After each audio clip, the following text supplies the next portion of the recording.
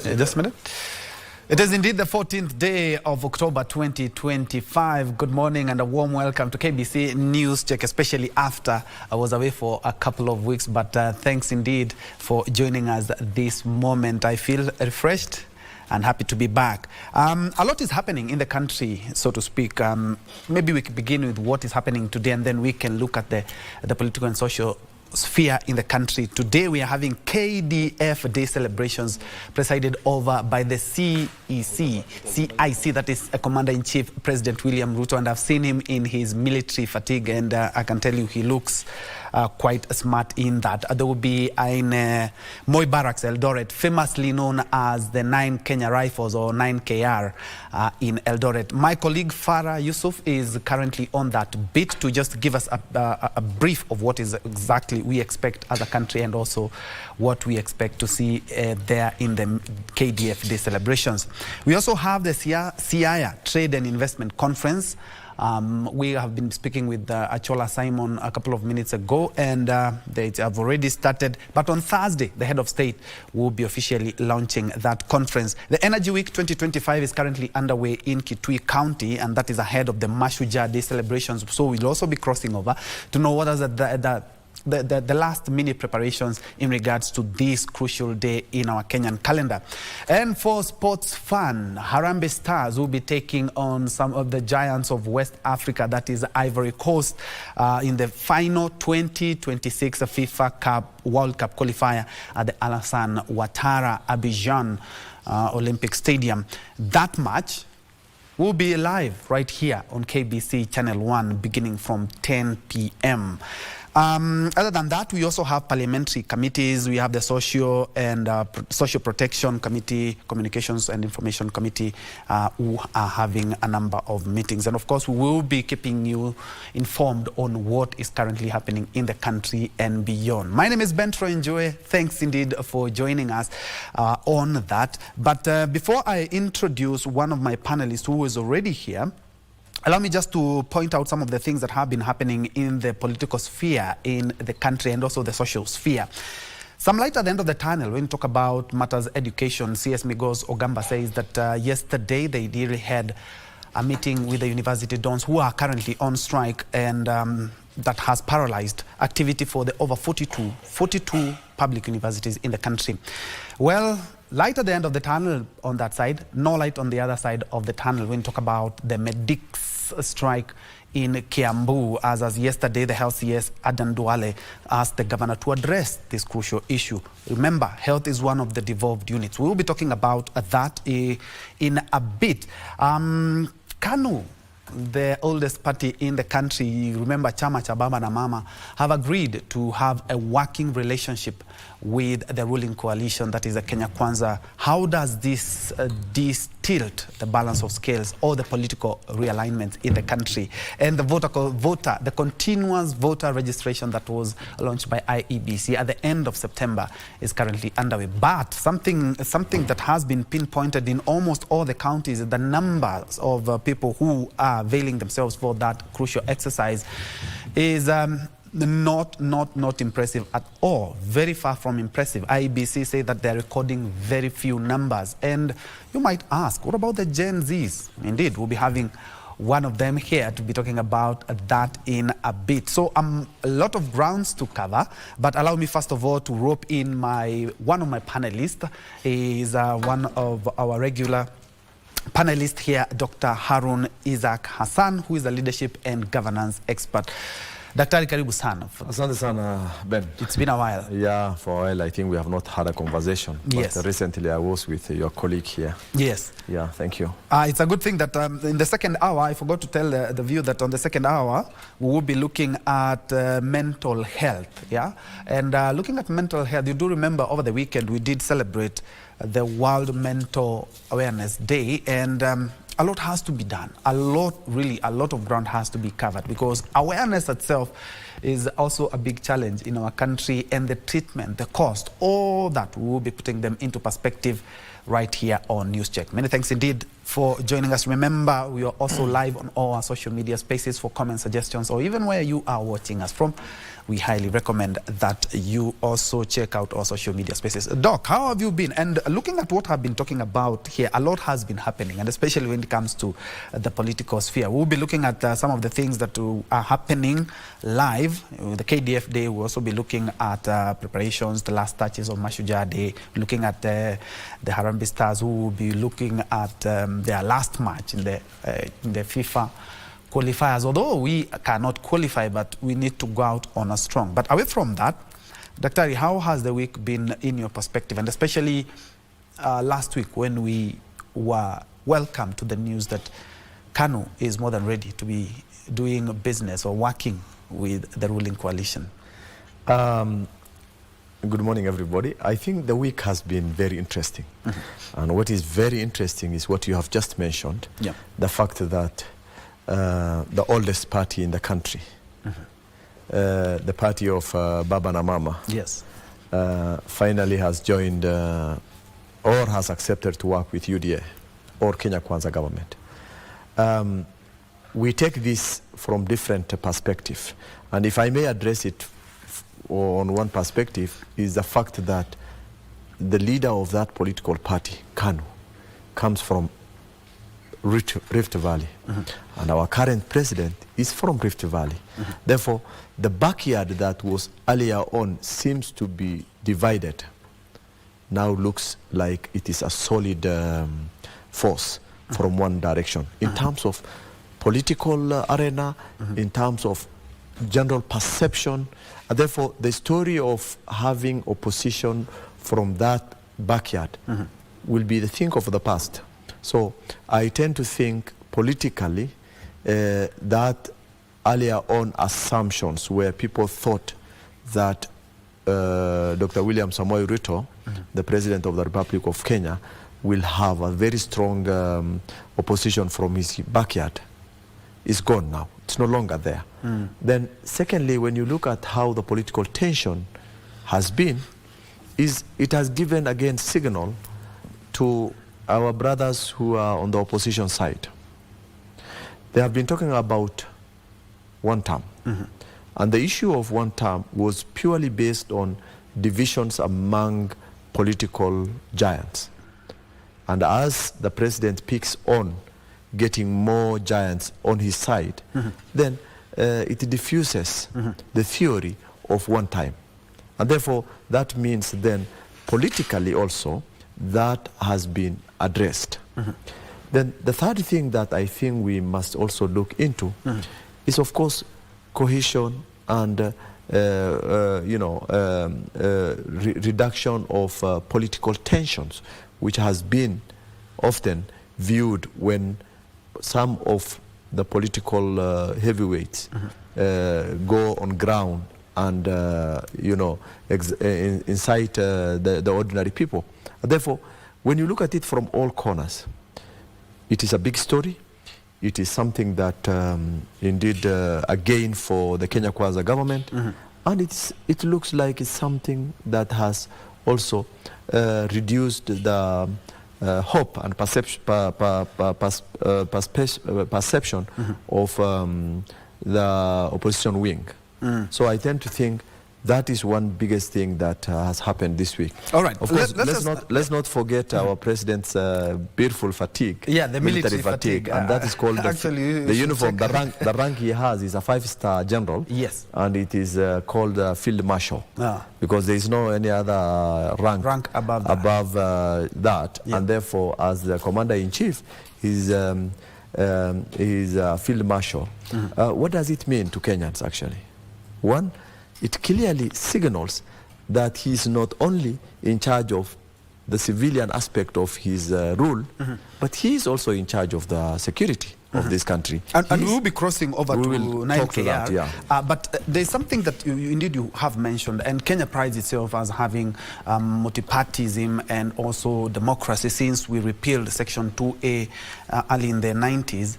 And parties now belong to the people. Let's look at it in the other side. The Baringo people and people who support KANU They've only heard that Gideon Moi has decided to work with the government. There has been an NDC. We didn't see a National Delegates Conference. We didn't see a meeting, or a more or less like what we saw when ODM decided to work with KANU. We even saw some documents being signed. Where does it leave Mwananchi, and more specifically, the Baringo resident who knew that Honorable Gideon Moi will be vying for the senatorial seat in Baringo? Ben, I think we need to understand the dynamics of our politics. Actually, our politics has nothing completely to do with political parties' ideology. Our politics are based on tribal arrangement or dispensation. Our politics is based on who is having what and why. And what do I mean? I tend to think Gideon Moi was left out by his own people, thinking that if the presidency is from Rift Valley, the people from Rift Valley had no other option other than protecting the presidency they have been given. And therefore, the fact that we always assume we will protect our gains in our political dispensation, it looks like Gideon actually realized that majority of his people who are opposed to the whole thing before 2022 election, because of his interest then, has shifted to the larger interest of the region, where now the president comes from their region, and nobody will want to lose that, even if you are not getting anything out of it. The shadow of that presidency will navigate most of the things for the people from Rift Valley. The president comes from our backyard, meaning it means a lot.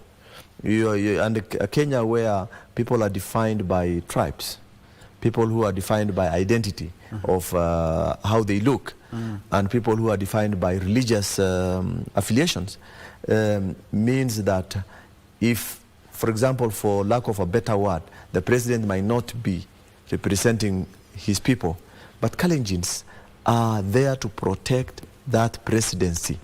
And the fact that Gideon Moi comes from that backyard, his defendants might have gone. Similar to when Uhuru was and Kibaki was in Central, you have never seen any major opposition coming from Central region, or even the mountain. Let's call it the mountain. So this is a tradition of this country where we must protect our own when we are in power. Yes, so and people still protect power. And so I think protecting them. there are few people with different dissenting opinion, where they think that it is good to do things through the procedures. For example, national delegates of the party will have declared that move so that they see elements of democracy being practiced. But again, is democracy in our country really democracy?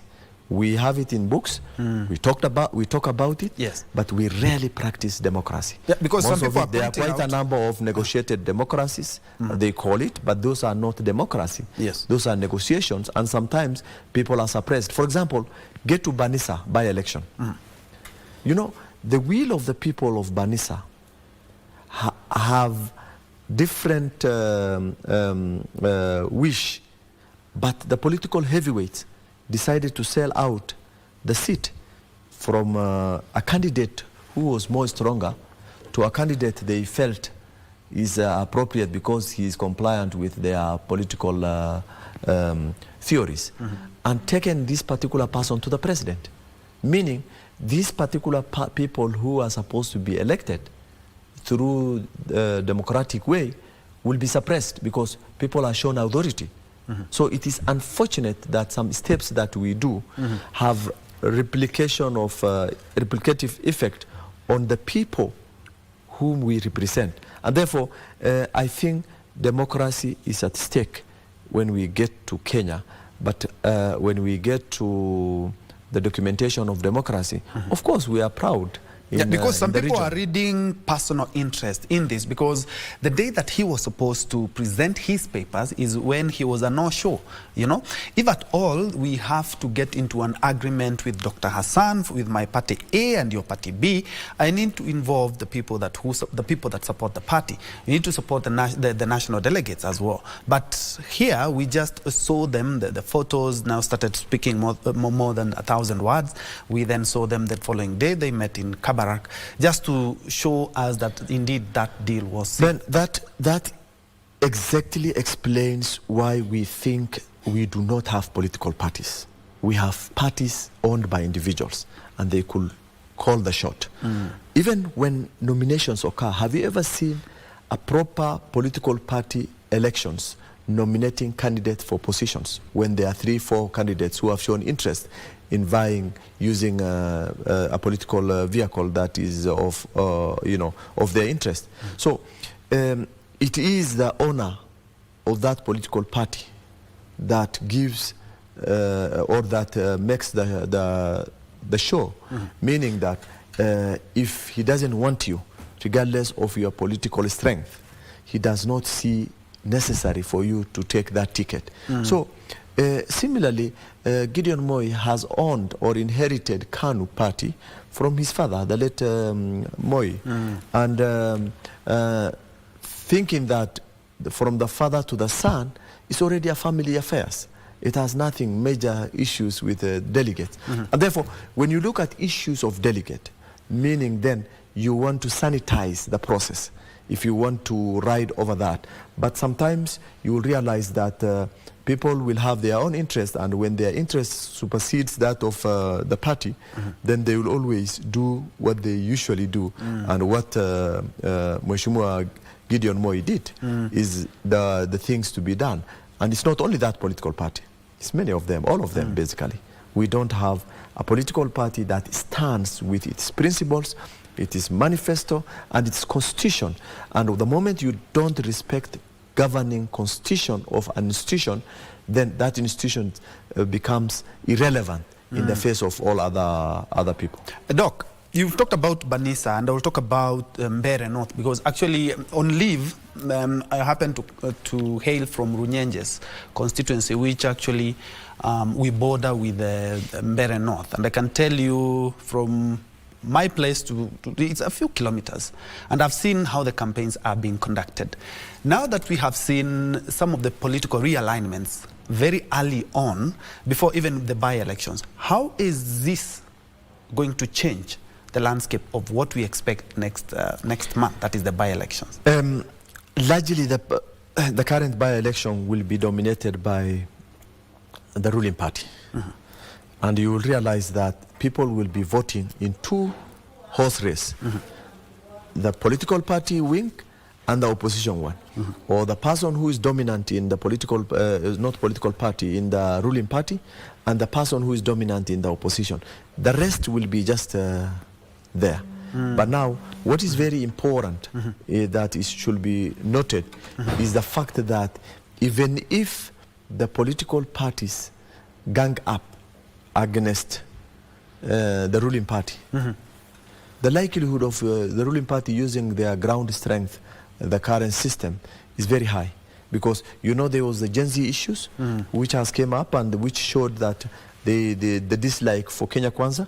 And then all of a sudden now the president has started bringing up issues that will going to clear up that perception.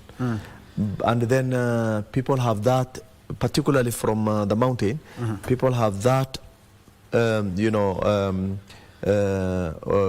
opinion that they have been isolated outside the government, and yet the government was theirs.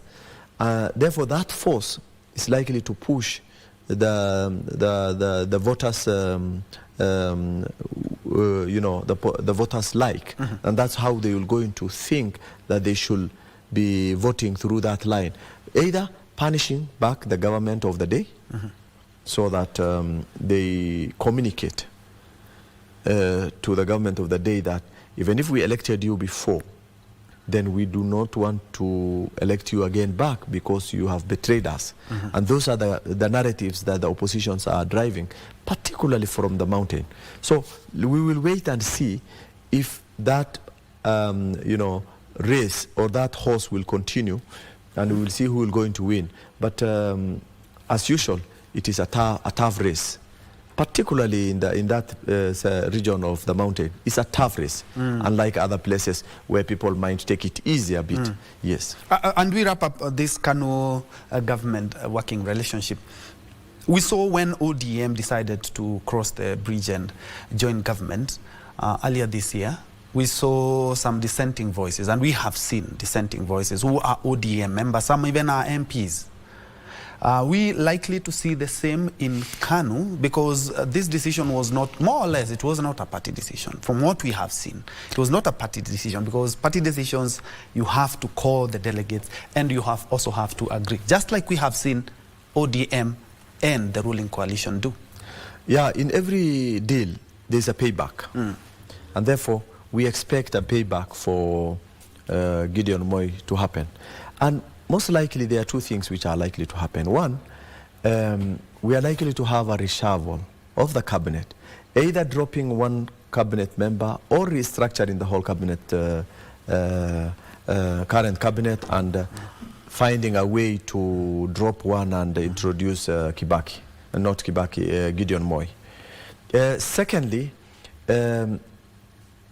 because the government has already appointed the maximum required slot for cabinet, they're likely to again add maybe what we call the prime cabinet, deputy prime cabinet secretary position, and introduce that to that slot to be given to Gideon.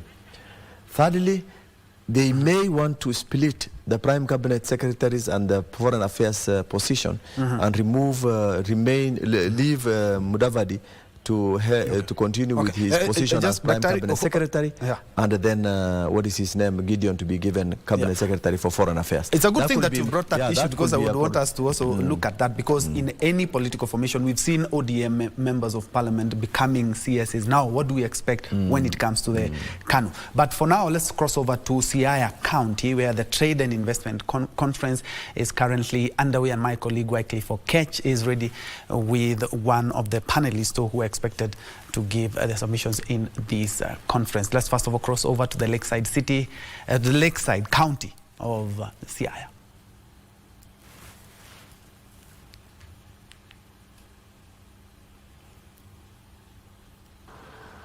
Well, thank you so much, Ben Troy, back in Nairobi. We are talking about the Siaya International Trade and Investment Conference. Actually, that is going to be our focus starting today all the way to Friday, when this conference will be ending. And we are looking at areas of investment, so that we can also, that is the intention of this particular conference here. And one key area that needs investment is the blue economy.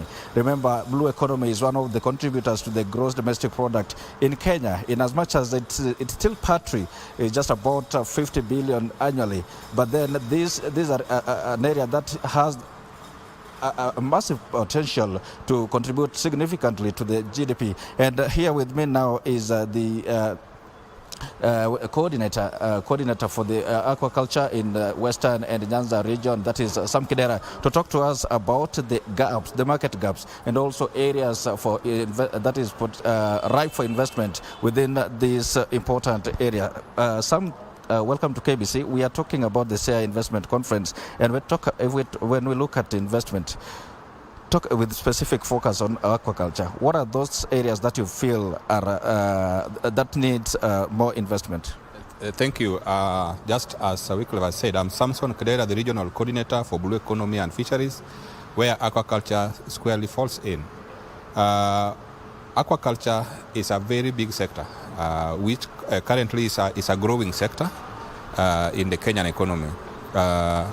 You realize that it is bridging up, especially to our capture fisheries, whose main contribution comes from Lake Victoria and the Indian Ocean.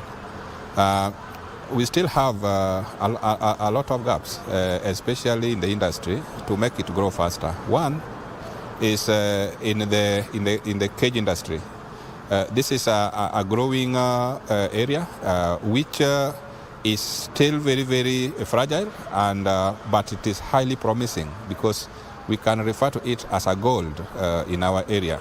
So along the aquaculture value chain, that is from the production to the markets, we need to invest in cold chain facilities.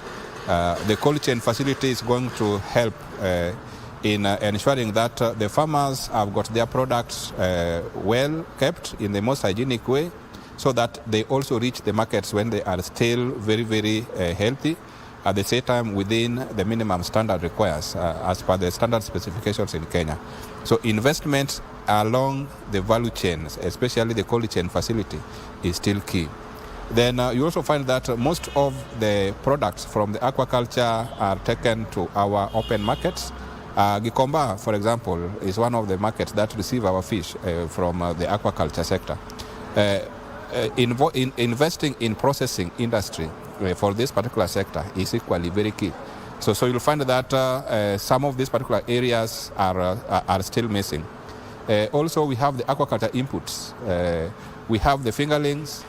We still need a high level of production of fingerlings because the numbers of farmers who are coming in this particular sector are growing, and they need to get the quality fingerlings that are certified within our standard framework with the support of the Kenya Fisheries Service, which is our regulator, and advice from Kenya Marine and Fisheries Research Institute. We still need to grow this so that we have many people who are brought up as hatchery producers that also produces good fingerlings that are supplied to our farmers. The same also in the feed industry. You'll find that most of the feeds which are being used in this particular industry are imported. For us to bridge this gap, there needs to be much investment in the cotton sector, in the sunflower sector, generally in the agriculture sector, so that we have our raw materials from within. And this is going to help in also reducing the costs of production in this. What do you think is barring proper investment in aquaculture? Is it that people are yet to embrace this new frontier, or there's lack of enough information for people actually to embrace this particular innovation? You are right, Wycliffe. You realize that as a government, we are also trying to align with the emerging issues in this sector. You realize that we are just coming up with the aquaculture policy, so that we bring the new emerging issues also brought on board, especially the cage farming. But you also find that most of our financial institutions were fearing to offer loan financial facilities, at the same time insurance facilities to de-risk this particular sector. So these are some of the areas that most of our investors fear to bridge. But as a government, we are trying to bridge these particular gaps. Already we are working very closely with our insurance industry. One of them is Njue, which has come up to come with the best products to insure our farmer, so that they don't have a lot of risk in this. In the event of any eventuality, then they are compensated to bridge this gap. At the same time, we are also working very closely with some investors. One of them, which is very active, is Aquarage, which we are coming with models that will also is involving our banks and our investors, so that they are given asset financing, so that in the event of any losses, then the insurance companies also come up to ensure that the banks, the investors, and everybody is kept afloat. You've mentioned inadequate capital as one of the hindrance factors towards, barring optimal adoption of aquaculture. Probably, would we say the government would consider setting up a fund probably for budding entrepreneurs who would want to try their luck in this particular sector? Why not? These are possible options. You know, if you look at our economic policy in Kenya, the bottom-up economic transformation agenda, it looks at all the best models. You realize last week there was the launch of the Nyota program. So these are some of the models that are going to bring youth and women on board, so that their capital capabilities are improved, so that they get into such kind of investments. And in terms of the uptake of aquaculture as the new frontier in the blue economy, what would you say about the Siaya International Investment Conference that is underway starting today in Siaya? This is a fantastic initiative. And you remember we had the Homa Bay International Conference on trade and investment. Today we are in Siaya.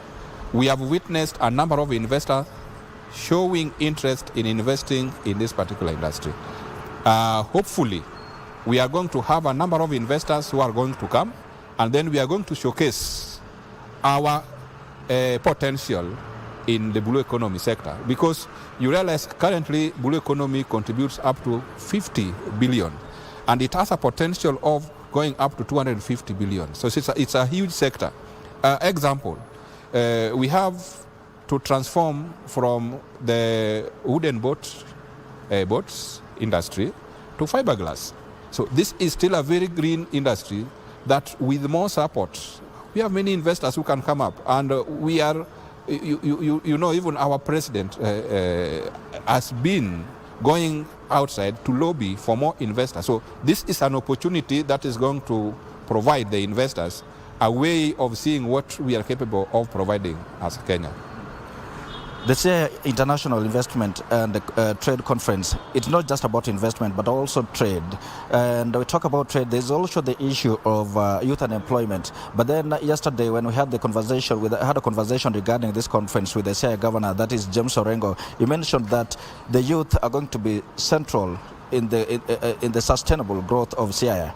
When we talk about agriculture and the youth, do you think the youth are embracing this new frontier enough? It is true, the youth are embracing this frontier. Let me give an example.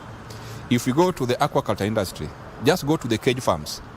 The kind of people who are employed in that, because it is energy-driven and energy-dependent industry. The youths who are involved in net making, net mending, okay, in harvesting, all doing sorts of things, cage maintenance, taking care of the fish in the cages, taking care of the fish in the farms, it is youth-driven. And let me also tell you that the aquaculture industry supports 60 to 70% by youth and women. And so when it is well nurtured within our regulation frameworks and legal frameworks, it is the best way to engage youth in totality. You mentioned inadequate capital as one of the hindrances, but then also we have had, or rather we've witnessed cases of fish kills, especially in the cages. That is also a new frontier in this whole spectrum of blue economy. You represent, or rather you work with the Kenya Marine and Fisheries Research Institute. This research that you conduct and the findings that you get, do you pass them to the youth and also those are partaking in this particular spectrum? Okay, I work with the State Department for Blue Economy and Fisheries, a policy organ within the government. Kenya Marine and Fisheries Research Institute is our body, it's our research institute within the State Department, and they work very closely with the Kenya Fisheries Service, which is our regulator. Definitely, the Kenya Marine and Fisheries Research Institute do research, and they disseminate these particular findings to the to farmers and also to extension workers within the county governments. Yeah, so even there are recent studies that took place when we had the fish kills. This information has been disseminated to farmers. And if you look at the Marine Spatial Plan for Lake Victoria, it was wholesomely developed by Kenya Marine and Fisheries Research Institute to guide the capacity of the cages that need to be put here, the places where they're supposed to be placed, and the carrying capacity of each and every cage, depending on the dimensions of the cage which are being used. So it is true, the findings done by the Kenya Marine and Fisheries Research Institute are disseminated. And there are very many ways through which this particular information reaches our extension workers and our farmers. And we have come with a lot of, because once they have come, this information is modeled in such a way that the ministry, which is headed by the Cabinet Secretary, Joe, and the State Department being headed by our PS, Madam Betsy Mudhoni Njagi, models these particular informations, and then they are packaged in such a manner that they reach the county government. They will reach the county government through even WhatsApp platforms, through bulletins which are given, and through the government delivery units, which also give this particular information at certain intervals. So generally, this particular information informs the aquaculture sector, and it is because of this many people are now trying to come and invest in this particular sector. If it was not for them, then people will not be having information about the potential of aquaculture, and especially cage farming as a thriving business enterprise in this particular region. When you look at Sitiko, that is the Siaya International Investment Conference, it is not just mobilizing investors across borders, but also the local investors, the potential investors within our borders here. What would you tell them to be, what would you advise to be the area of focus when we talk about aquaculture regarding the investment conference? One of the areas that require focus is coming up with the best insurance policy to de-risk the sector. We have organizations, the insurance companies that are coming up. Then we're saying that the investors need to team up, and then because the insurance companies are also investors in this particular case, this is an opportunity for them. They come with the best models that will support the aquaculture industry. At the same time, best models that will support the blue economy industry at large. Even financial institutions come with the best models for financial facilities to our cage investors who are not capable of amassing adequate capital to support their investments. Yeah, so all these ones are opportunities. At the same time, we also request landowners who have large, massive lands that they don't make it expensive. They make it moderate to allow investments in aquaculture so that they support production. And at the long run, we are going to have gains that are going to come as a result of this. But if we make this very expensive, then many investors will shy away from coming to invest. Thank you, Sam. The Sitiko continues, and we'll also continue engaging you on what you've learned throughout the process. But for now, that is where we put a cap. Ben Troy, that is Samson Kidera, who is the regional coordinator for fisheries in charge of Nyanza and Western Kenya, talking to us about the opportunities for investment in the aquaculture sector. Remember, the Siaya International Trade and Investment Conference is actually the theme for that conference seeks to mobilize investment in Siaya to place Siaya as the go-to county when it comes to trade and investment. Well, that is the conversation we've had now, but then our coverage of Sitiko continues up until the very last moment, the very last moment of that particular conference. For now, it is back to you, Troy, in studio. Thank you so much, my colleague Wycliffe Okech, coming to us live from Sitiko. That is a Siaya investment conference that has kicked off today. Remember, on Thursday there will be a presidential opening, but the official opening is today, where we're bringing in a lot of investors, both local and international. Just to pick one thing that of importance that I've had, Charles Kidera, who is the regional coordinator, Blue Economy and Fisheries in Nyanza and Western Region, talking about is that it's currently the industry is about, that is investment in aquaculture, is about 50 billion, but it has the potential of up to 250 billion per year. And some of the things that have to be done, including the modernization of equipment, including boats from the wooden to the now fiber, both for security and also for the latest equipment. This is an untapped industry. We'll be bringing you more in regards to that. My tech colleague, that is Alan Aoko, will be giving us something in regards to Sitiko from the tech perspective. But just in case you joined us, this is KBC News Check. Glad to have you. We are looking at the political and social landscape in the country, in the state of the nation. And I'm here with Dr. Harun Isaac Hassan, who is a leadership and governance expert. And we were putting into perspective the new dalliance or the new working relationship of KANU and the ruling coalition.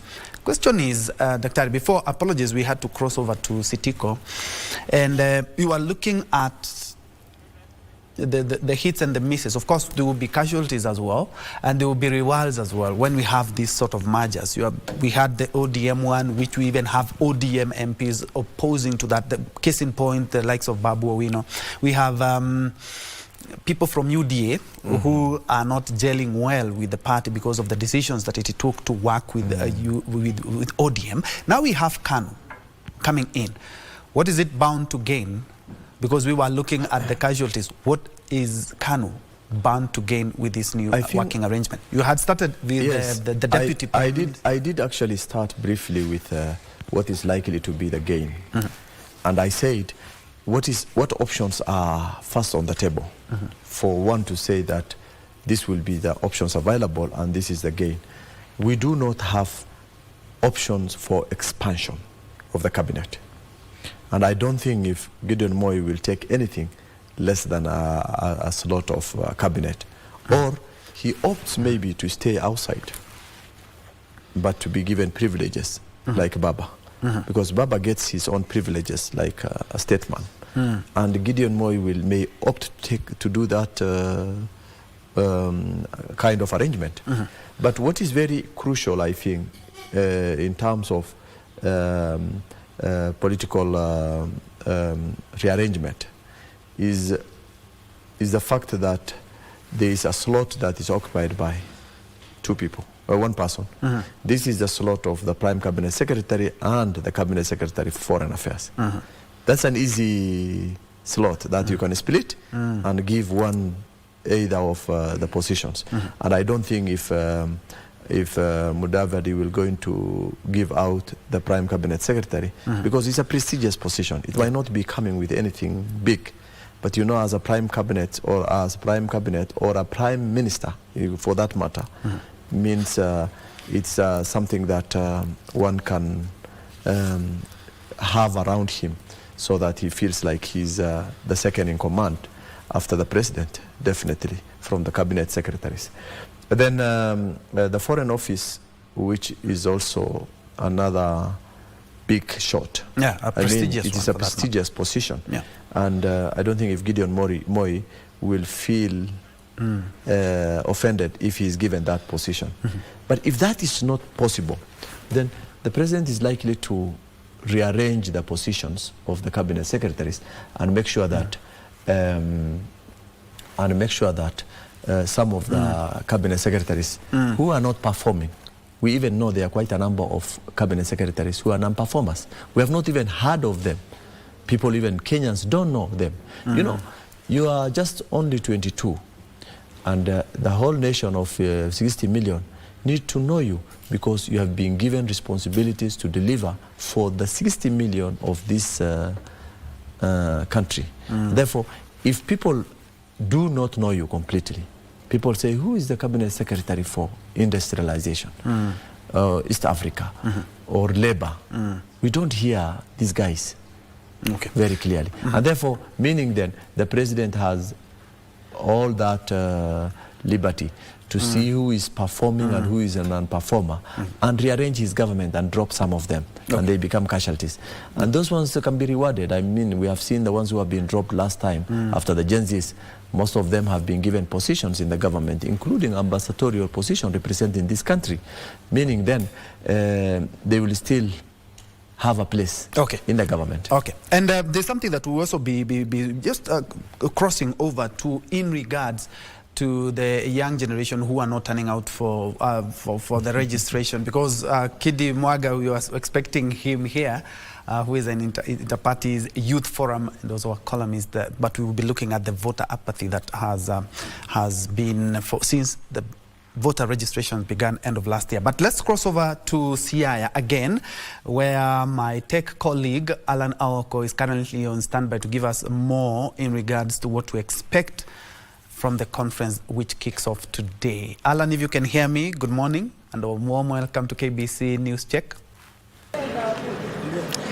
A very good morning to you back at Broadcasting House. We are here at the Sitiko, famously known as the Siaya International Trade Conference, happening live from the 14th to the 17th of this week. And we are here at the exhibition point. This is where exhibitors from all over the country and far field come to showcase what they are coming to show the people who are visiting the conference. Remember, this conference is not just about the plenary area. We also have exhibitors coming to showcase what they have, from agriculture to energy and all the other sectors, including construction as well. We've also seen a lot of contractors here. Remember, this is the first conference for Siaya, the first trade conference for Siaya, and they're pulling up all the stops just to make sure that everyone is involved. And we're having even people from the motor sector bringing in all their wares just to show what Siaya has to offer.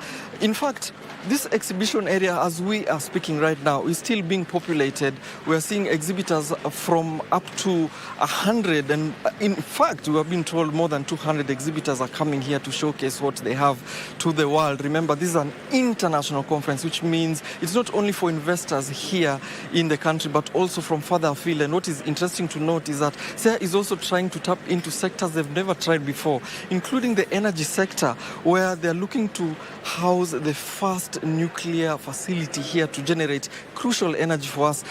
Now, let me bring you to the exhibition here at the exhibit area. We have someone who can talk more about why they're here and what this conference means to them from their side. Remember, this is not just about a single sector, it's about several sectors. And maybe they'll introduce themselves and tell us how this conference is impacting them and what they hope to achieve from this conference. Welcome. You're live on Channel 1 KBC. Thank you so much. I'm Abella Owur. I'm working with KMET. KMET is an organization that is locally based in Kisumu, but we are serving a number of counties in Kenya. Today we are here at Sitiko, showcasing that investing early in the children is also a very smart investment that we need to take up, not only looking at the broader investments in monetary value, but we're looking at the human capital development, where when we touch on the first 1,000 days of children, we're able to ensure that there's productivity in life, there's ensured food security, because we are targeting the most critical years in life to ensure that we have the best investment in life. So we are here as an organization with a project called Smart Start Initiative, and the Smart Start Initiative focuses on the leadership, targeting the leadership to ensure that they focus smartly, invest smartly with the children, to ensure that we have a very, very productive nation in the future. So we are having so many innovations here at our booth, so that the county gets to recognize how best they need to very well target the children as they also invest in other areas. Yes. Indeed, that's very unique. Maybe just enlighten our viewers by telling them what are some of these innovations and how can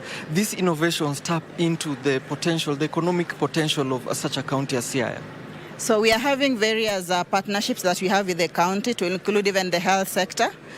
So within the health sector, we are having innovations to help us reduce postpartum hemorrhage among the women. And women, we are very well know that these are people that are very core in our production in the country. So when we prevent some of the deaths that we are having within the women, then we're able to be assured that the community are going to be taken care of. We are also having production around nutrition, where we are producing Nutri-Flour. And the Nutri-Flour supports our children, be able to have better nutrition outcomes in their lives. So we are having that as a package to ensure that we have a very integrated model that is also going to support us in building the economy of our country. So we are having other health innovations, including even engaging the children in play as part of their development and introducing the human capital development. How do we ensure that our kids are able to be engaged, play as early as possible, be stimulated, and be able to communicate well as our future leaders? So we are having that model that is well integrated to ensure that we have a very focused attention in this particular investment in Siaya. That is very interesting. You're integrating early child development and connecting it with the innovation. Perhaps do you have some numbers of the people you have so far incubated through this system, and how are they right now? How are they doing, if I can say, the alumni of that sector? We are currently working within the Lake Region Economic Block, which has about 14 million population. So covering the entire region in the block makes us reach to a very big number of children, because we are very well know that we have very many youthful population in the region. So when we target this particular region, the 14 million population that we are looking at, we are sure to tap into the resource that's already there in the country. Yes. And perhaps even as we talk about early child development and tapping into their potential while they're growing, what are some of the impacts you foresee even after such a conference like this one? It's a whole week and there are very many breakout sessions. I don't know if you'll participate in some of them, but what is the outcome you foresee after this exposure? One thing I need to stress that in early childhood development, when you invest $1, expect $13 in returns. So it's a very crucial period for us to be able to engage in. So as much as we also exhibit in some of the innovations, we're having a particular interest in engaging the leadership. So in engaging the leadership,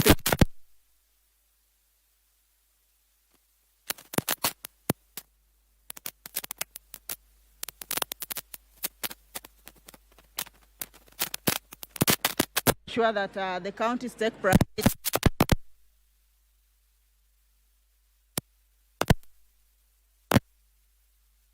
session. So we invite everyone to come over and even why they need to have investment in the early years. Indeed, our viewers now are seeing some of the items you have in your booth here. What are some of these kits we are seeing? We are seeing some interesting things that normal citizens don't usually see as they walk around town. What are we seeing here?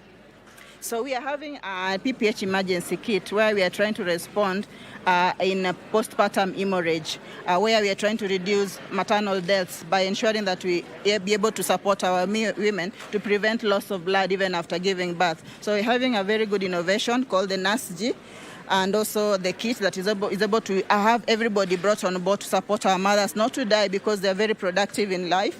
We're also having Comfort, a reusable sanitary towel that we're able to use for the girls to make them remain in school. For those that are not able to afford reusable sanitary towels, so it's more reusable. You're able to use it for 1 year, and it's at $550. So it's very cost effective. Then we're having the early child development aspects, play, hold, and talk to your children as early as possible to ensure that later on in life they become good citizens, and they also achieve their human potential. So you're looking at the play items that we are having here, locally made from the local materials. You don't have to buy so many of these things, but if you can buy still, it's still okay. But we encourage caregivers to be able to make locally available materials to ensure that children are able to play, to build their cognitive development. So we're also having our newsletters, our newsprints to be able to showcase the innovations and what we are trying to do. Yes. Wow, thank you very much. That has been very insightful, and especially where you talked about the local manufacturing of some of these play items. As you know, Kenya is trying to push very hard to industrialize and to make its own items for citizens, and so that we can, move further in economic-wise. Thank you very much for speaking to us, and I just want to also show our viewers how this exhibition center looks like as we move around, just to give you a feel of how this place looks like. Of course, remember, today we are just having preparations and accreditation, but it is possible to show you how exhibitors are setting up. This is like BTS, or behind the scenes, if you will, just to see how people are setting up their booths and what is there that you will probably see later as we continue with the conference.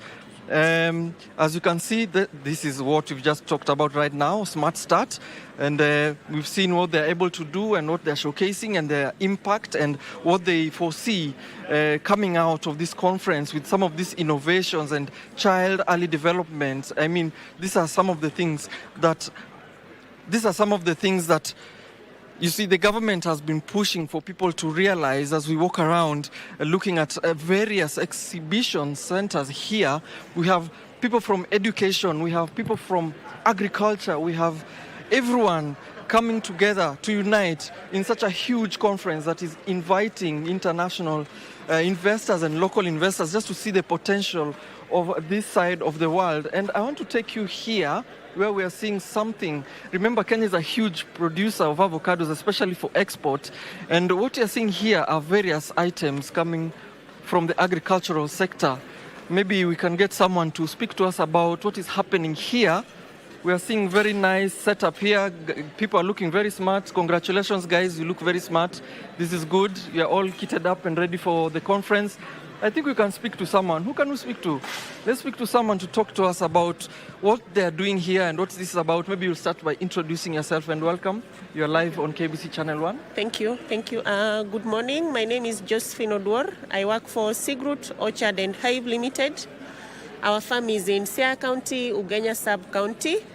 We major in Hass avocado, and we also have apiaries. We produce honey. So today we are here for Sitiko for the exhibition. And karibuni sana, karibu Siaya County, karibu to our stand, Sigrut Orchard and Hive Limited. My colleague Simon will talk about the Hass avocado variety. That's what we grow in our farm. That's very interesting. Hass is very important in this part of the world. And I'm curious to know, as you come to talk to us about Hass avocados, there's usually some few challenges from farmers with the pests and FCM, the false codling moth. How do you manage to grow this very valuable avocado and still for export and makes business sense for you? Thank you very much. My name is Simon. I'm an agronomist. At the same time, I'm showcasing Hass avocados here. Thank you very much for your question. First of all, we are the first people to export avocados from Siaya County, a county that has been known that it can't produce such a very quality avocado. Farmers are facing challenges, pests and diseases, but for our case to produce the best quality, we ensure that we use the best agricultural practices. By use of traps, we have biotraps meant for FCM and meant for fruit flies. And then we use IPM, that's balanced use of chemicals to control diseases. We have anthracnose, we have scab, all these.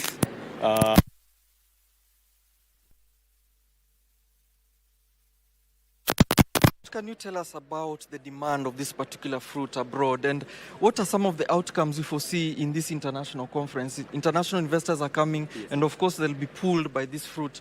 What are you telling investors?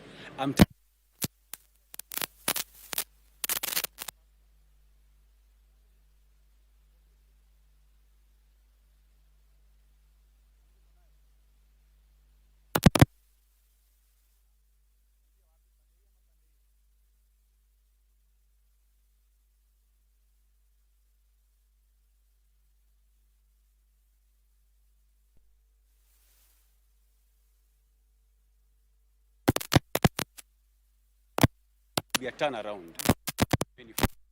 Thank you very much.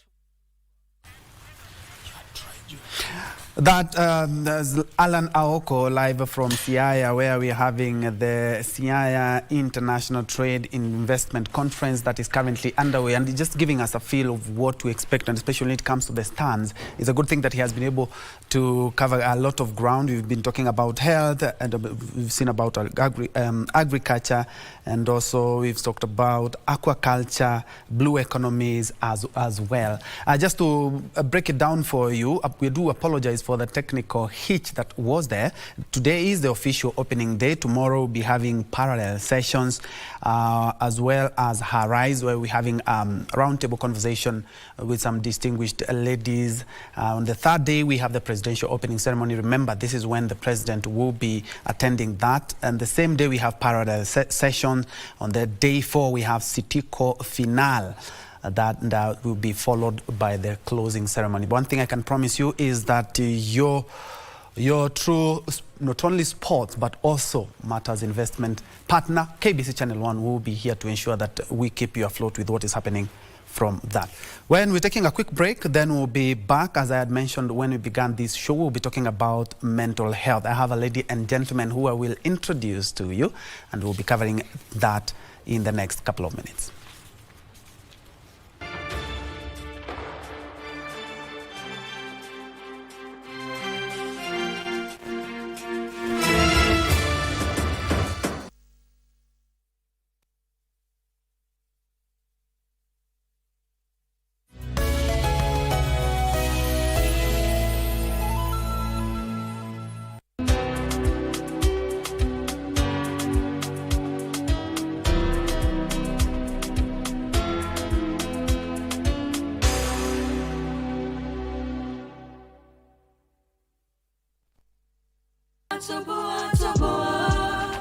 Daddy umekasirisha mama. Ni mimi mlikuwa mnaongelelea? Endeleeni. Angalia bwana Andrew amesema. Wewe ni daktari. Hasa ukiulizwa unafanya nini pale utasema nini? Sio mambo tulimalizana. Silobudi ubidi. Toka kwa nyumba yangu. Ni nini shida yao Chenzi? Mimi sitakujua penye hiyo pesa itatoka. Usimfuate mke wangu tafadhali. Nani yako hapo?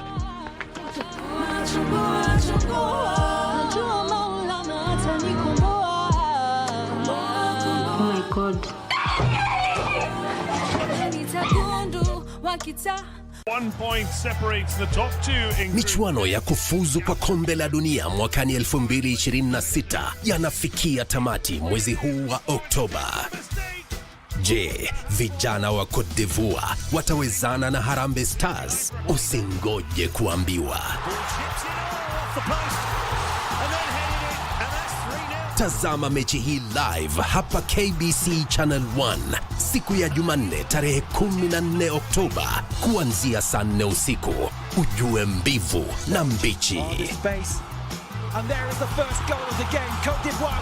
Pia tutapeperusha matangazo haya kupitia Radio Taifa na stesheni zingine za KBC. Usikose. KBC Channel 1, mwenzio wa dhati michezoni.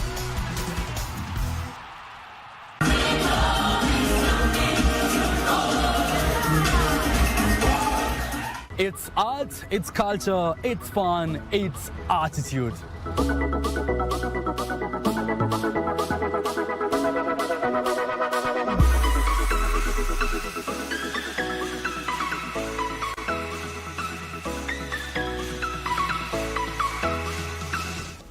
As you can see with me, I have this handkerchief. And is it really a handkerchief or is it? My name is Kevin Kasioki. Please join me each and every Friday at 8 p.m. only on KBC Channel 1.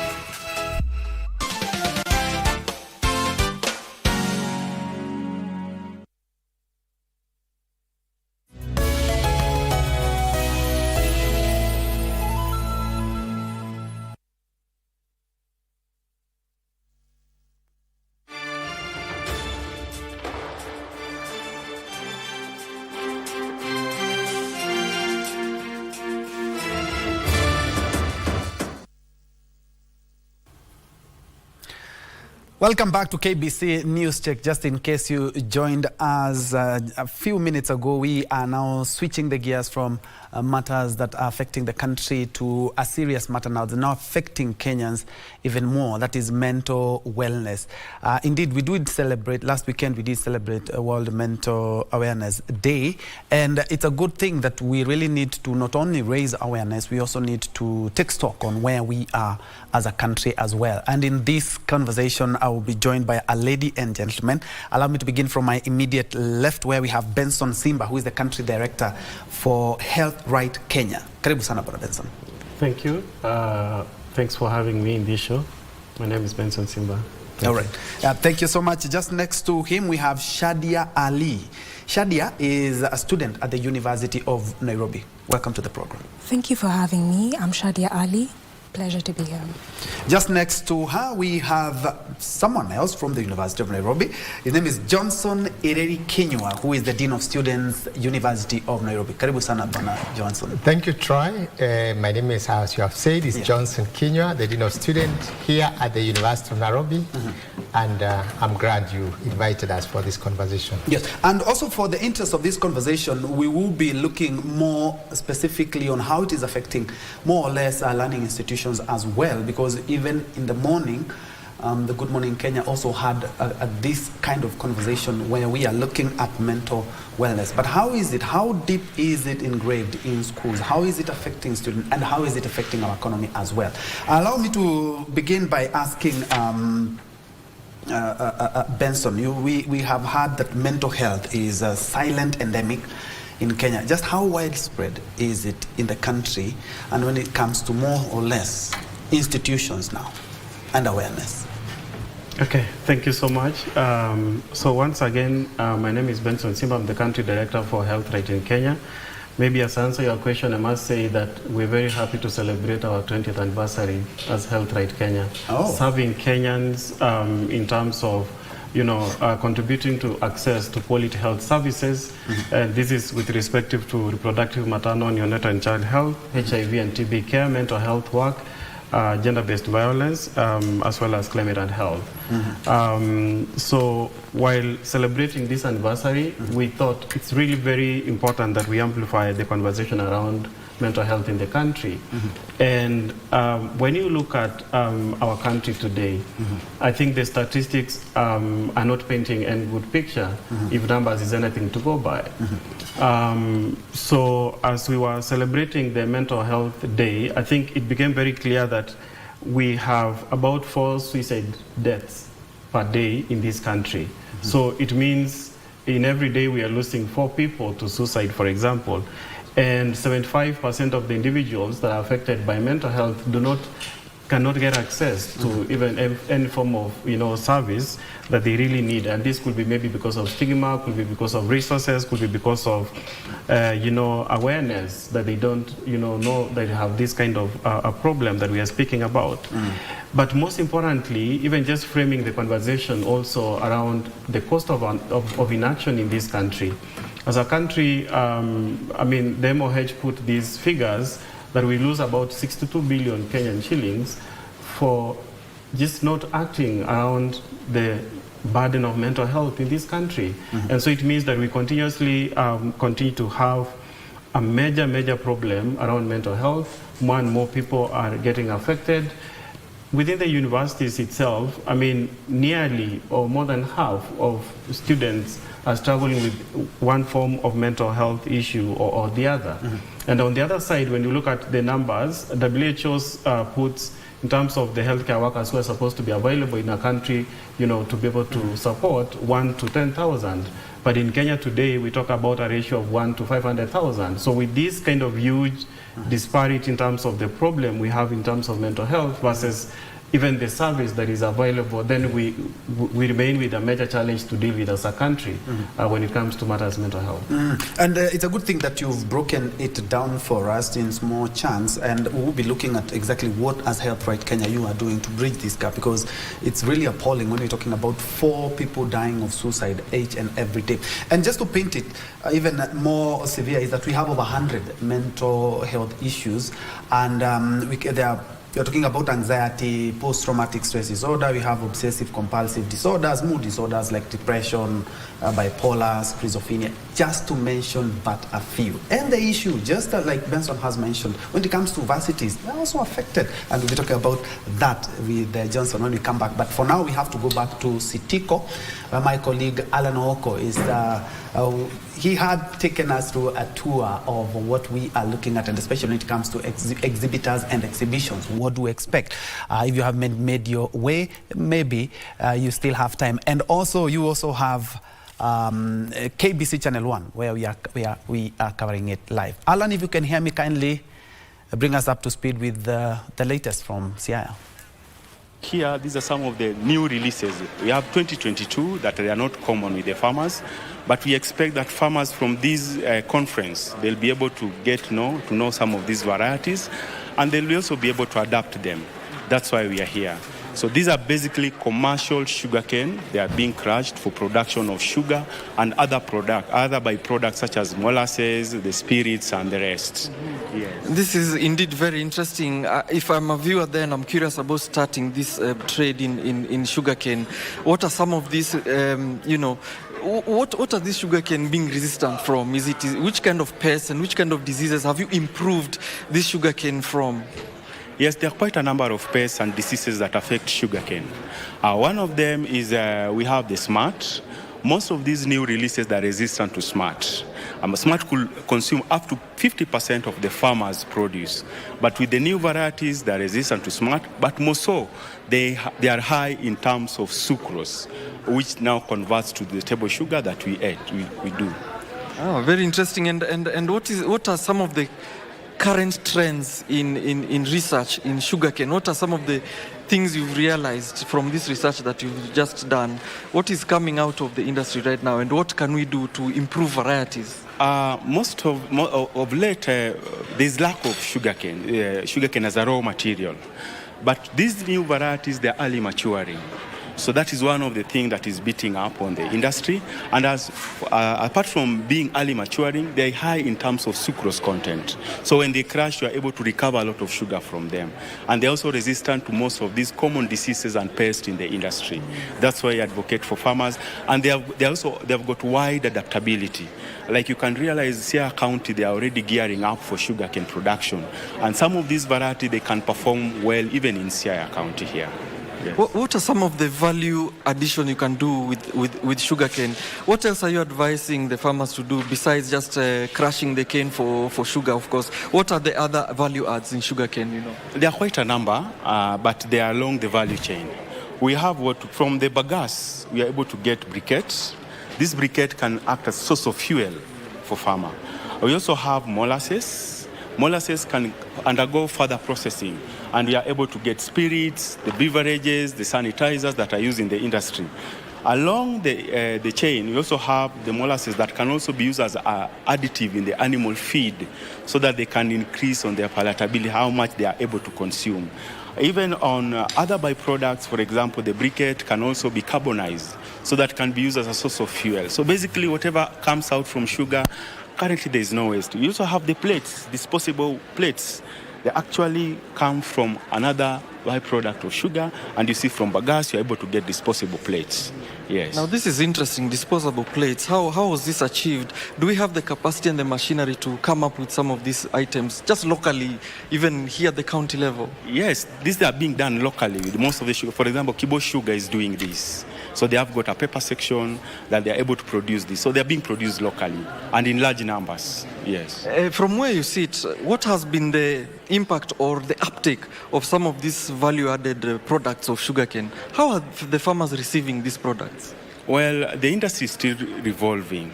I will not say that much because it's when we are coming up with the industry. We measure before, sugar was our major product. We are trying to diversify to add more value even to the byproducts. So currently you are still revolving. We cannot say it has been uptaken that much, but we hope for the best as we move on. Yes. And I'm asking everyone who I visit about their outcome. What do you think would be the outcome for you after this conference? What is your takeaway from this? What do you foresee you'll take away from this international conference? Well, our visibility, that is number one. KSRET is just a new institute that was formed the other day. We want such platforms so that we can create visibility, so that farmers are able to know us, they're able to see what we are doing. At the same time, this conference also has given us a platform so that they are able to see some of these new releases, the varieties that we have, and the attributes. That's why we are selling them to the farmers. So, and it's more so, Siaya County, as I said before, is also a new area where sugarcane is being grown. So we wish they start on a better platform with the current and the new, most improved technologies. Yes. And where do you go from here? Where does the research take us? What exciting things should we wait for? What should our viewers look forward to in this industry, even as we continue to unearth some of the mysteries that lie within sugarcane? Yes, sugar research is still taking us far. Remember, we are now venturing into other byproducts. We are trying to push down the maturity level of these sugarcane varieties. So when that happens, we'll cut down even on the importation. If they plant these, if they adapt these new technologies, we'll cut down on the importation and we'll be able to be sugar sufficient. We can produce enough for us and even supply to export to other countries. Yes. And this is very important, especially for those looking to enter this sector. Perhaps if from where you sit, even if it's personally, maybe tell us, in your view, what will be the best policy or legislation that can be put in place to help this industry grow? Of course, sugarcane farming has been in the country for years, but it has its ups and downs. But what else can we do as a country to make sure that this takes off even higher than where it is? I think as we stand, we are in the right place. Remember I mentioned of the Sugar Act 2024. it has really brought in a lot of gains. Once these are rolled out with the current government, we know that the sugarcane is going to go forward because it has revived most of the industries, most of the stakeholders that had gone down, the farmer organization, research, which was the basic.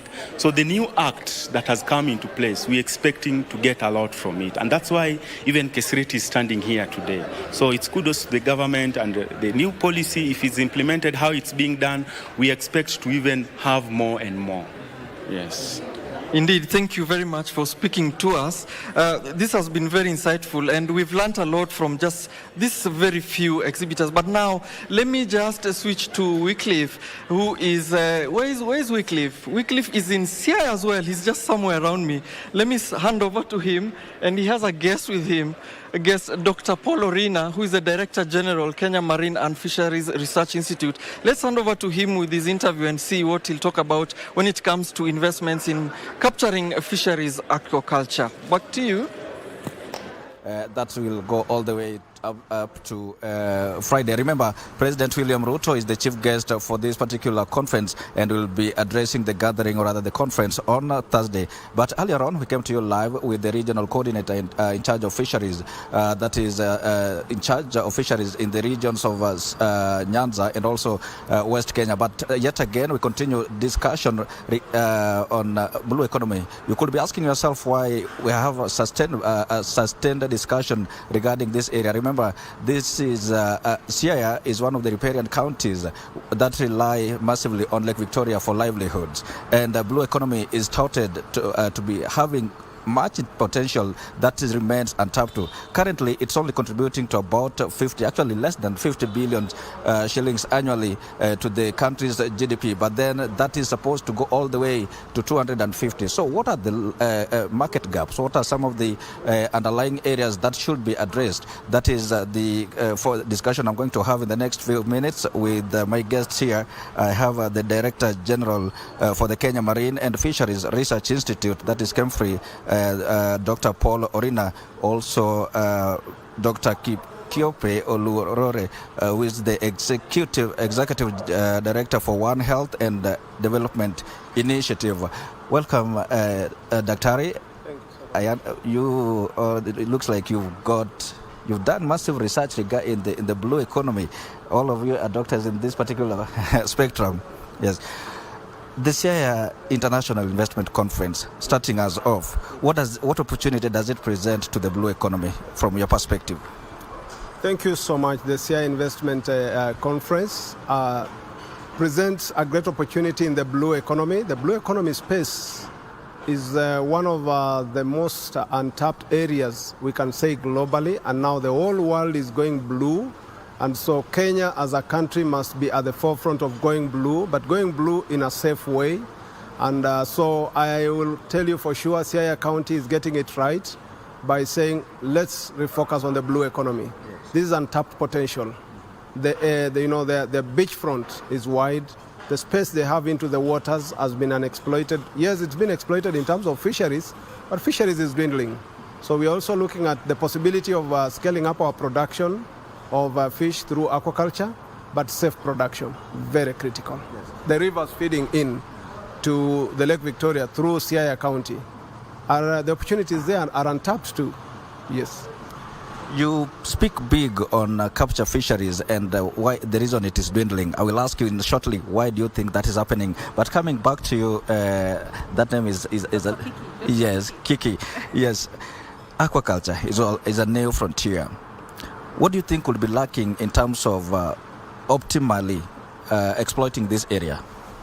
So you've asked a very good critical question, and also in line with what you've said about investment. Now, in Africa, continentally, the field of aquaculture is growing very rapidly. Fisheries and aquaculture, actually. However, one of the things that has kind of limited the growth and expansion is the issue of quality production of fish in a safe way, as mentioned by Dr. Paul, and also in terms of the management practices that help to produce quality, fish products. Now, there are several financing models, several emerging financing models and investment models, and even insurance models that have been coming up across board from the bank, the IFC, and all of that are seeking to align with ESG, with alignment with welfare standards, with environmental standards, with social standards, things that ensure that we have sustainable production of fish and aquatic products. So one of the key things which has been a gap in Africa has been alignment with these standards. How in our production of fish and our growth, how are we ensuring that we are also keeping our community, our food healthy and also safe for consumption, and also our ecosystem sustainable.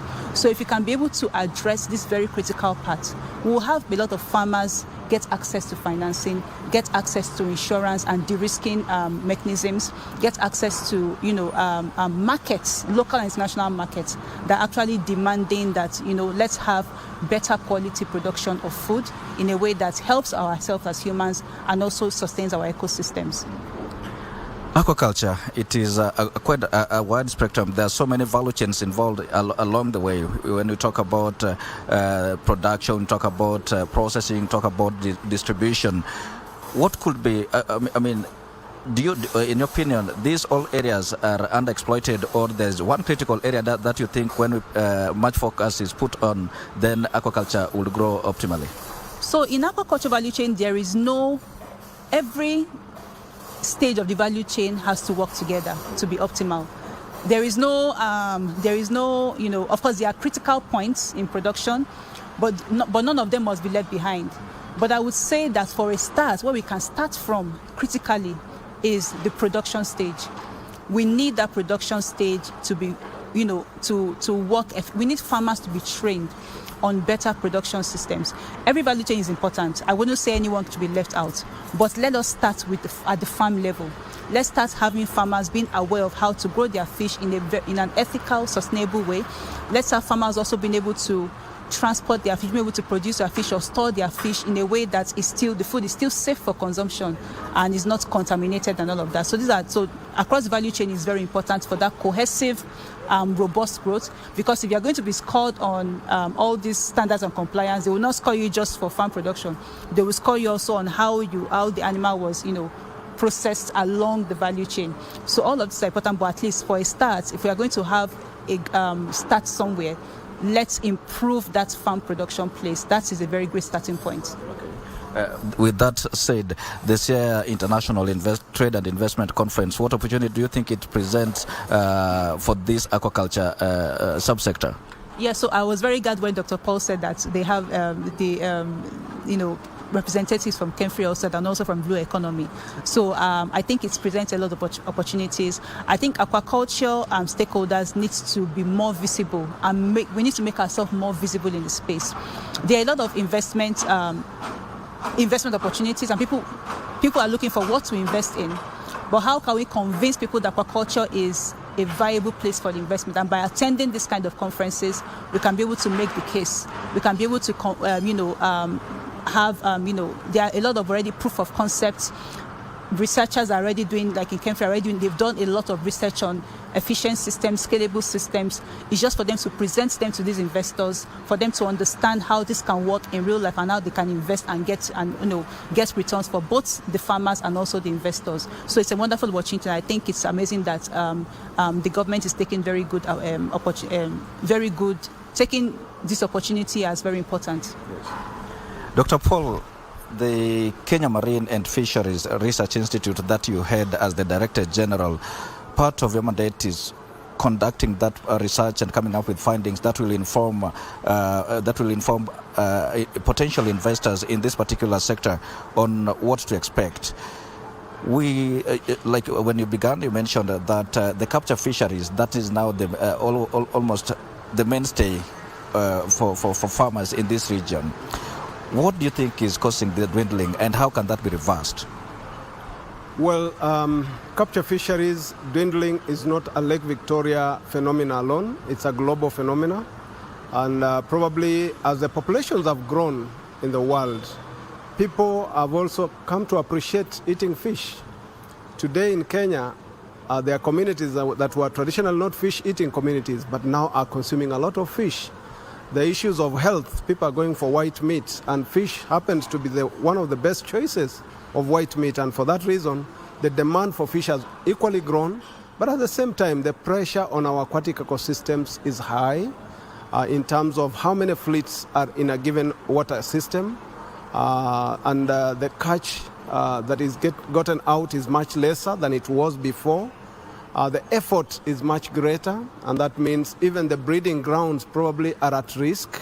Issues policy, and how do we ensure that our people understand the essence of breeding grounds for fish in Lake Victoria and any other water body, and ensure that those areas are protected, because then that is where the next generation of the fish you are looking for will come from. The other aspects could be the environment in terms of pollution. Trust me, I grew up in Kisumu. In the 40s, I was here. Kisumu was a much smaller town, less population. But now the industrialization has gone up. Domestic waste has increased. How do we manage all this? That is Kisumu, you talk of Jinja, you talk of Mwanza, Homa Bay. All these towns have grown, some have grown into cities. And you can imagine the pressure that is going into our aquatic ecosystem. Those are critical aspects. Are we, as Kenyans, as fishermen of Lake Victoria, are we able to regulate ourselves? I know they have their BMUs. I want to challenge that they take the onus of ensuring that they take care of their aquatic ecosystems. Let nobody come to actually school you on how to do it. We already know. We have capacitated you. We have told you what is right to be done.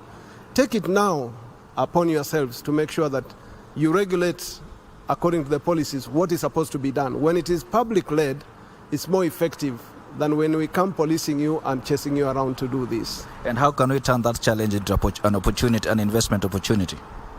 Well, now with the dwindling of capture fisheries, I will tell you, in the 40 years ago, people would catch an oil patch my size, and they'll pull it on a cart, and you'll see two men sweating to push this up to the market.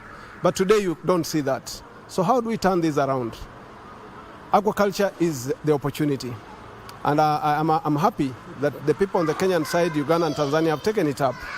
And so we are seeing now greater investment coming in terms of cage aquaculture, land-based aquaculture.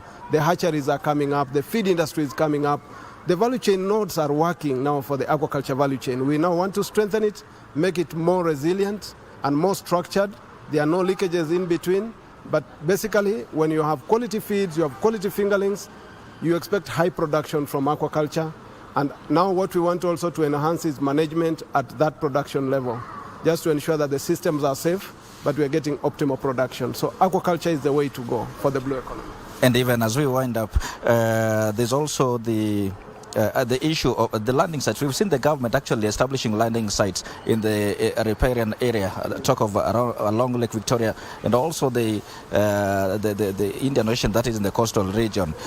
Apart from the landing sites, what other area do you think also the private sector can also chip in to ensure that proper investment in this subsector is achieved? Well, one of the key things is cold storage.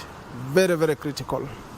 The areas that we are identifying as landing sites, let us also be alive that climate change effects are there. And so we've already been pushed. People have already been pushed. Talk of Lake Baringo, Lake Naivasha. People have lost investments because water has reclaimed its own space. So we are being critical in terms of citing where we have to do this investment, and we are pleading to the private sector players that they join hands with the government. The government is at the forefront, courtesy of the Ministry of Mining, Blue Economy and Maritime Affairs. Our CS, Honorable Njue, is making every effort to ensure that we have fish that is produced and straight to the cold storages and also transported to the markets. Thank you so much. Well, we continue our discussion of the blue economy with the specific focus on aquaculture and also capture fisheries. That conversation continues later. But for now, let me take you back to the studio for the continuation of the coverage of the news check. Thank you, Wycliffe. There engaging Dr. Paul Orina, who is the Director General of the Kenya Marine and Fisheries Research Institute, KEMFRI, and Dr. Kiki Ope Oluwalore, Executive Director, One Health and Development Initiative, talking about investment in capture fisheries in aquaculture. And we have seen that in Kisumu, we've seen it in Siaya. They're talking about how now they have transformed that. And it's a good thing that Kenya is becoming more sufficient when it comes to fish farming. 50 billion, but a potential of 250 billion, then we have a lot to do. Indeed, just in case you joined us, this is KBC News Check. We're keeping check with what exactly is happening. I told you we'll be crossing over to 9KR. If you've ever heard of 9KR, that is the Moi Barracks in Eldoret, where the head of state, who is the first and the only 5-star general in the country as the commander-in-chief, is holding the KDF Day celebrations. He's presiding there, and we'll be crossing over to that. But Energy Week also 2025 is currently underway in Kitui County. That is ahead of the Mashujaa celebrations. But here in studio, we are looking, all this month we'll be looking at matters of mental health in different forums. And allow me to reintroduce my panelists, beginning from my immediate left, where we have Benson Simba, with the country director for Health Right Kenya. Just next to him, we have Shadia Ali, a student University of Nairobi, and we also have the Dean of Student University of Nairobi, Johnson Ireri Kenyua. Ladies and gentlemen, karibuni tena. I remember before we crossed over to Siaya, to Siaya, we were looking at matters of mental health, and actually the cost of inaction is quite high, as Benson mentioned. But you being the Dean of Students is also affecting students, just like even Benson pointed out, and as we have seen in many circulars. We have about 100 psychiatrists who are supposed to take care of over 50, 60 million Kenyans. When it comes to students, how is the situation? Thank you, Troy. The situation is dire, because we have 50,000 students, and we have one psychiatrist, and one. Okay. In the institution. Yes. So, and this thing, the way I look at it is where Kenya or the world was during the HIV/AIDS, then we came to Corona. This is another epidemic uploading, but silent epidemic. If not tackled, we are going to lose many young lives, and that's why I'm saying it's very dire, because we normally say in the university that one life lost is so many lives lost. Because you can imagine the expectation of the society, from where you come from the parents, from primary school, secondary you went, and then you come here at the premier institution of higher learning, and you're not able to cope up with pressures of finance, of relationship, of drugs, or so many, you find overwhelmed, and you feel like you want to lose your life through suicide. It has become a common phenomenon. And as university, we are feeling the heat. And if nothing is not going to be done, we're going to lose many lives. Yes. And being the Dean of Students from the University of Nairobi, which are the most common pressures that, you know, being a Dean of Students, you interact with students more often than the other lecturers? Yes. The pressures are diverse. One is academic pressure. Yes. You are expected to be at par, particularly on some programs, say medicine, engineering, architecture, computer science. You find the academic pressure is so high in terms of passing the exam, in terms of meeting the requirements, timelines and all that. That's one. Second is financial pressure, that you are here in a premier university of choice. You are expected to pay your accommodation, to pay your meals, to pay your upkeep, to pay your school fees, and maybe your parents don't have that capabilities. You find that balancing between your academic and an empty stomach is becoming a challenge. You cannot also register units in your portal if that portal does not have money. So that stress, anxiety, and depression pushes so many people to mental health challenges. The third one is relationship. Among young people, the relationship has become a common issue, that you want to bond and somebody has left you, or the relationship has broken. You find like it's the end of life, and you feel like you want to end your life. The other one is the issue of drugs and substance abuse. It is rampant. And well, we are working with the government to see the multidimensional ways of tackling. The other one is family back home. You find that the mother has left the father, and the child is left alone. You have an education at hand. You don't know where to feed, to clothe, to pay your school fees. So those family dynamics back home is actually pushing back to the institution of higher learning, and you find that students are unable to cope with that pressure.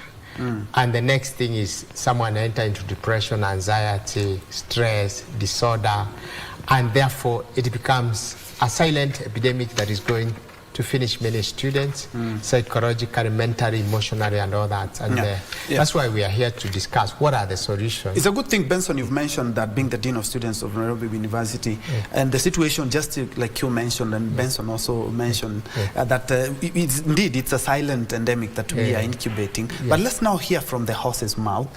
Shadia, you're a student of the University of Nairobi. How has it been, and how have you been able to see either you, yourself, or your friends in regards to matters mental wellness? Thank you for the question, Troy.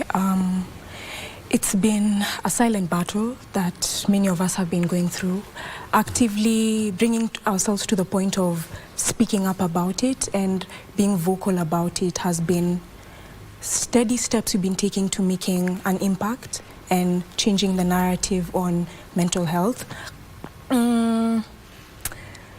There are different ways we've been doing this, by peer counseling, peer mediation, opening up spaces for us to be able to start up the conversation and be able to maintain it and go steadfast with it and make sure that it's something that is actively being in communication and that the impact of the conversations are felt and that we can actually make a change. Let me pose this question because I was in college a couple of years back, but the way we used to relieve stress and the issues that we had back then, I'm talking about 2001 to 2003, was a bit different from what we are seeing from you, the young generation. Which are some of the methods that you are easing pressure, some of the methods you're using to ventilate? Because the more we incubate this, the more it pops up. First of all, I'd bring out the aspect of social media being a beautiful thing and both a negative thing. First of all, it's opened up forums for people to be able to speak up and learn more about mental health. What is this question that we keep on hearing about over and over again? How can we actually address it? How can we create impact on this question? There's the aspect of... Just kindly hold the thought. Apologies for that. Let's first of all cross over to Eldoret. I like to call it 9 Care, and indeed it is 9 Kenya Rifles Battalion that is based at the Moi Barracks in Eldoret, where we do expect the head of state, who, as we mentioned earlier today, he's donning military fatigue to lead the Kenya Defence Forces Day celebration. And before you see the soldiers are already on set from various institutions or various divisions, or the 3 divisions of KDF, that the Kenyan Army, Kenya Navy, and the Kenya Air Force. And of course, 9 Care is one of the oldest barracks. One thing I've been informed by the soldiers is that we have 1 Care, 3 Care, 5 Care, 7 Care, 9 Care. We don't have even numbers for these barracks, but that's 9 Kenya Rifles Battalion. We do expect to also see some of the weapons that the Kenya Defence Forces are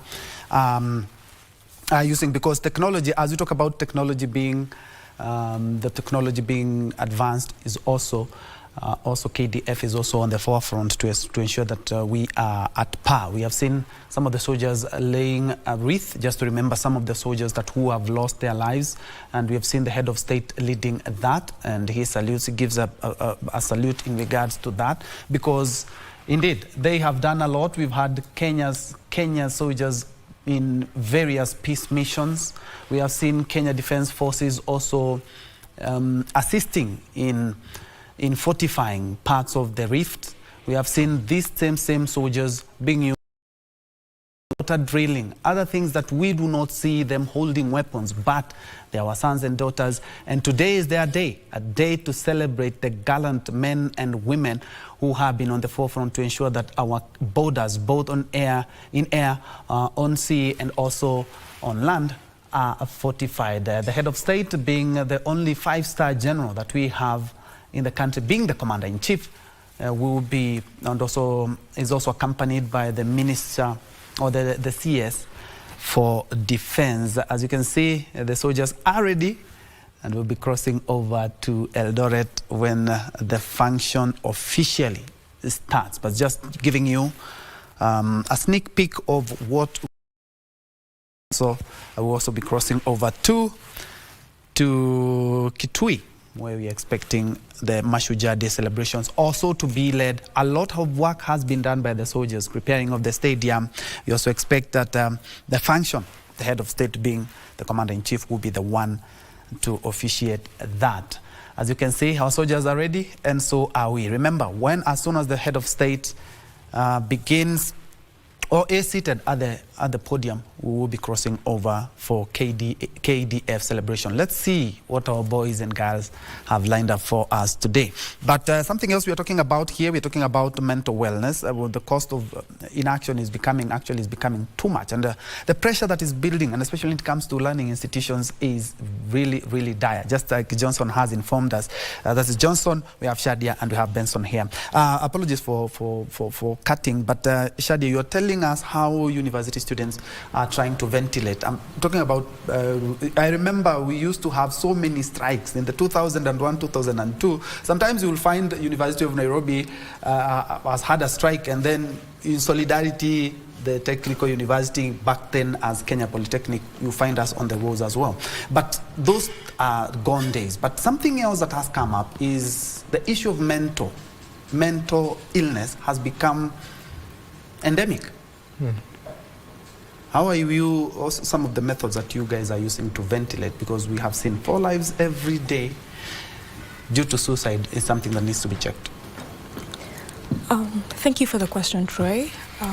First of all, I'd love to bring the issue of advancement of technology. With the advancement of technology, there's been a steady rise in social media. This has been both to the detriment and advantage of the youth. First of all, we bring out the aspect of being able to seek help, to learn more about different conditions and everything. This provides like forums. You'll see people organizing events of, yes, we'll come and talk about our situations. You're not alone, which has reduced like the stigma of different mental health issues. There's meeting up as peers and having your space, like a safe space. There's going for therapy, counseling services, which is amazing to see that rising and people actually realizing there's a problem and the problem needs to be dealt with and actively taking steps forward to be able to handle the issue. That's just to name a few. On the other hand, there's been rapid rise in drug abuse, which has been used to curb or deal with the different mental health issues. It's an easy escape.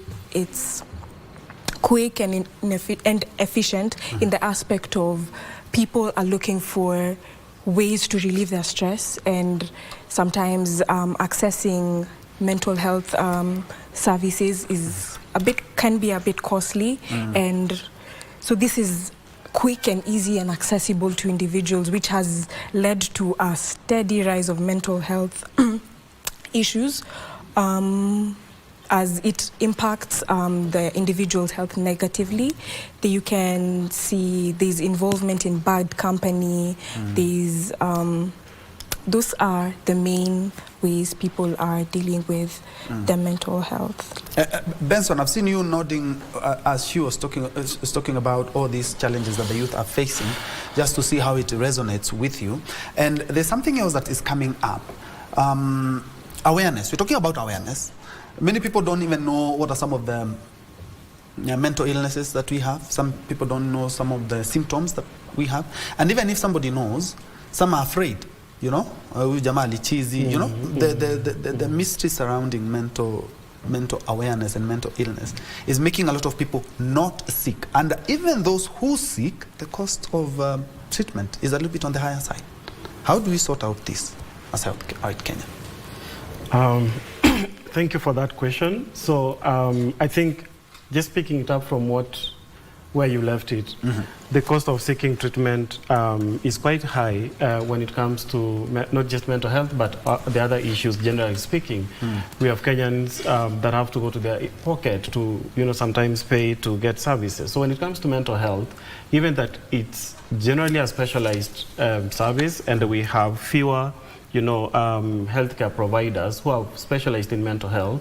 Like I did say, WHO, ratios are 1 mental health worker to a population of 10,000. But in actual practice in Kenya, it's 1 to 500,000. So what that means is that we need to look at low-cost effective interventions that can save the lives of as many Kenyans as possible. And I think, speaking about low-cost interventions, for us as Health Right, we have been able to, for example, implement some of these low-cost interventions in this country, and we have seen them work.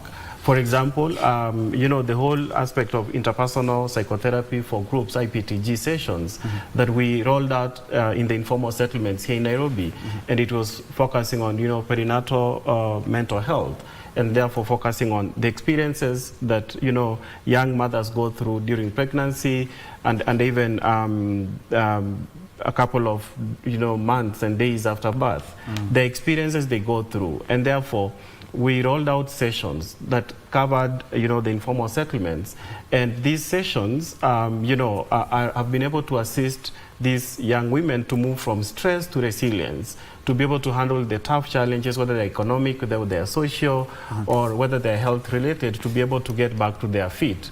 And that, for example, focuses on, what's happening in the informal settlements.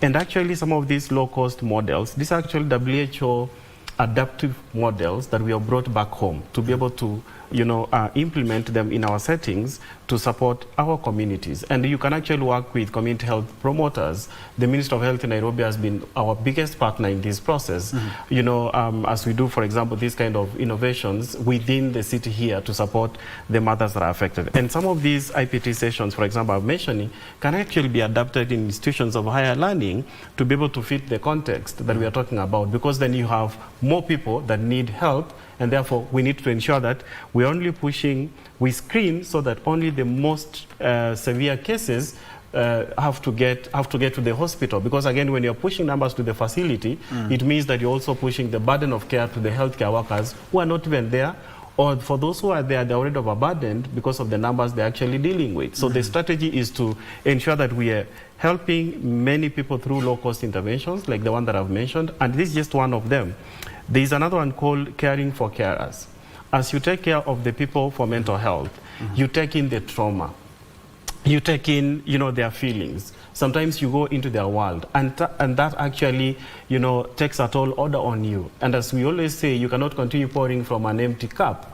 And therefore, part of what I think we see as solutions, and what we have been doing, is to build the capacity of the healthcare workers to be able to be in a position to support the demand that we have for mental health services. And we call that intervention C4C, which means caring for the carers, taking care for those who, even just at home, when you have, some of these situations, families, there's the social cost that comes with taking care of those that are involved in these kind of things. And actually, we did publish this innovation last week, and you can find it online and see how that works. Let me go back to Johnson, because there's a lot of stigma and silence, and especially when it comes to students. And the mentality that I cannot seek help because there's a way I feel, and could be depression, could be a number of mental case, but they don't come out. As the Dean of Students, how do you identify some of the issues that these children are going through, and how do you sort them out? Thank you very much, Troy. We say being not okay is okay. So we are encouraging whether boy child or girl child to be open up, either to a lecturer, to a healthcare provider, or to a counselor, to everybody, to their peers. So one of the things actually we have gotten all those cases is through referral, either from a security agent, security personnel, from a doctor in the hospital, from a lecturer in the classroom. So actually all the cases we get, most of them are from referral, that this child could not register his units for exam because he's going through. Please check. Another one you get from someone collapsed in the classroom and was rushed to the hospital, and only to find it's not sickness. Ni ile tunaita kuinama. Someone has not eaten for 3 days and is not talking to a colleague, to a peer, to everybody. Another one has gone some walking. You say, me, I'm facing this challenge. I don't know. I want to defer my course so that I can come after 1 or 2 years when I'm completely settled. So that's how we have managed to identify the cases. And without praising ourselves, we have managed to sort out majority of them. If not 100%, maybe 92, 95%. Because we also use referral system. For instance, if it's financial issue, we look at who can support this child to finish from first year to final year. HELP is there, University Funding Board is there, donors or philanthropists like Latan's Education Trust has done a role, the Chinese community, and so many other well-wishers who has come in board. So that's why we say speak out. Because if you don't speak out, you will never know your problem. Whether it's financial, whether it's from family background, because we also call parents to have a dialogue with them. Why have you neglected this particular problem? And there is something I want to demystify. Life in the university is completely different from high school. So there are parents who expect that when the child has been admitted to the university will take care of that child in school fees, in accommodation, in upkeep. There is food in the mess, there is food in the... Yet it is different. The same way, like in high school, if you don't have the fees, a child can go, and then when you finish your KCSE, that all amount will be loaded, and you are told, do not clear until you are... you will not get certificate until you clear. In the university is different. Kila mtu anajisimami na ni mfuko. So if the child is not taken care of, you will find that the child is battling with so many challenges which he may not be able to cope up with. Okay. And for now, I'm informed by my director, Martin, that Energy Week 2025 is currently underway in Kitui County ahead of the Mashujaa Day celebrations. And give us on mine, my colleague is currently on standby to give us just a feel of what the final touches indeed entail. Give us on, if you can hear me, good morning. We are coming to you live from Zombe in Kitui East, in Kitui County.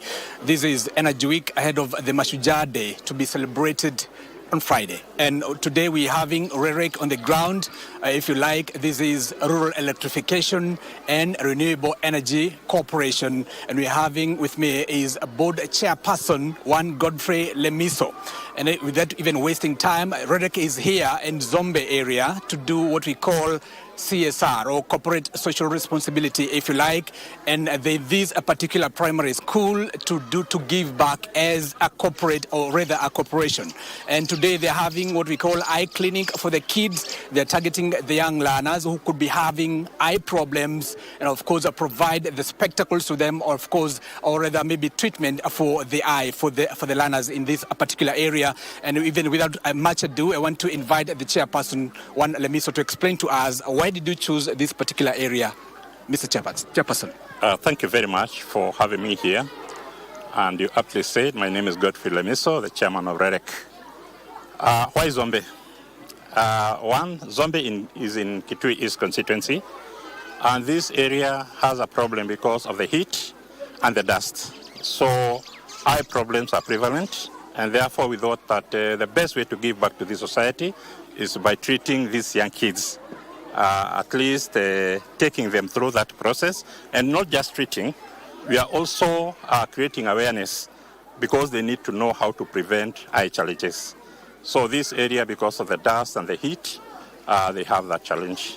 And today we are here, Zombe Primary School, today and tomorrow. And the next day we are now going to the community at Zombe.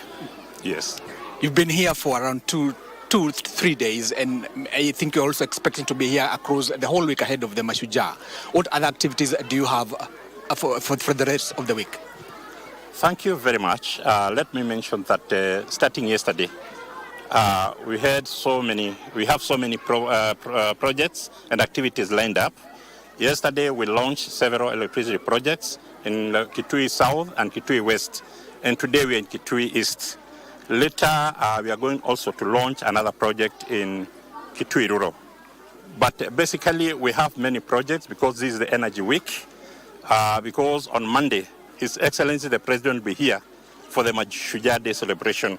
So the entire week, the theme of this Mashujaa celebration is energy, and that's why we have the Energy Week.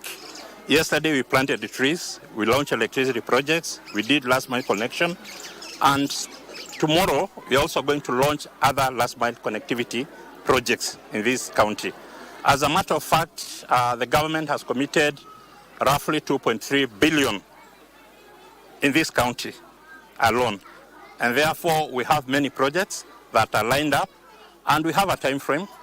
Between now and the end of this financial year, Kitui will be lit. Yes. Oh, they seem to be a lucky lot. But how many people are you targeting in that kind of project? For 2.3 billion, we are targeting roughly 16,000 households. So if you multiply now a household, maybe that's a family with maybe 5 kids, multiply 16,000 by 5. That's the number of people who are going to benefit. And not just households, we're also targeting schools because we have schools that are not connected. We have dispensaries, we have churches, we have some mosques in this county. So we are targeting that number of people, but we're also doing street lighting in some centers. So it's really massive. And I really want to thank the ministry, I want to thank the president for that effort. And maybe lastly, how do you want to spread the connectivity in Kitui? Because I believe you're doing not just Kitui East, but across the whole county. How have you selected the beneficiary, those who will be the beneficiaries? Let me mention that Kitui County is underserved. Other than Kitui Central, all the other constituencies in this county are underserved. So we are spreading. We are going to all the constituencies. We are going to all the villages. We are going to all the market centers in order to ensure that by the end of this financial year, at least we have uplifted the electrification of this particular county to a level that, even the people will feel comfortable. And thanks to His Excellency the President. I also understand, Redek, you also do collaboration between your corporation and even the NGCDF, even the counties. Are the counties part of this program? And even the NGCDF, the members of the parliament, have they committed? Have they committed themselves or maybe set aside some amounts also to come in? Thank you. That's a good question. I want to thank the leadership of this county, His Excellency the Governor, because he has been very, very supportive. We have a project or an initiative that is called Last Mile, whereby the counties and NGCDF contribute an amount, let's say 5,000 per constituency, and then now REREC tops up the same amount. And then together we identify projects and implement. And I want to thank the county because they have been very supportive. Some constituencies in this county are also very supportive. And I want to encourage the rest that have not been onboarded come on board so that we can ensure that Kitui County is lit 100%. Thank you, Mr. Chairperson. Thank you so much. Unless you have one word to say. Just to encourage these kids, I've already talked to them. Today we are doing a CSR activity. It's about the eyes. It's about the kids of Zombe and their eyes. And therefore we have Kenya Eyesight. And they are going to be here for the next 2 days in order to ensure that all the kids in this school and in this community, at least they have good eyesight. And I want to thank the management of the school. They have accepted, and all the kids will be screened. Thank you. Thank you so much. That is Godfrey Lemiso speaking to us. This is KBC Channel 1, and we'll be coming to you live from Zombe, Kitui East, Kitui County.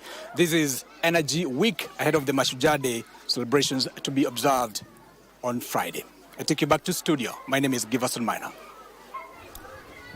Thank you, Giverson Minor there with engaging the RELEC chairperson. And they, as you have seen, they're in Zombe. They're ensuring that those children you have seen behind there have more things that they can do in terms of power. because they say they don't want those kids to be straining in terms of that. And remember, it's the Energy Week 2025, which is underway in Kitui ahead of the Mashujaa Day celebration. The theme of Mashujaa Day this year being on energy. Let's get back to Sitiko. My direct informs me that we have to cross over to Siaya for the investment conference. And as you can see on your screen, the panelists have started to ensure that we target both climate mitigation, biodiversity recovery, and strong potential for green funding. Thirdly, we are looking at sustainable natural resource extraction initiative. And here I want to indeed express gratitude that we have indeed like Shanta Gold coming and joining us here. But we also have our artisanal mining groups that are also going to attend and present. And we would want to invite investors to come, because we know that this is an area that without sufficient investment in terms of not just the kinds of tools that are used, but more importantly, the knowledge that is given to those who are doing artisanal mining would be critical.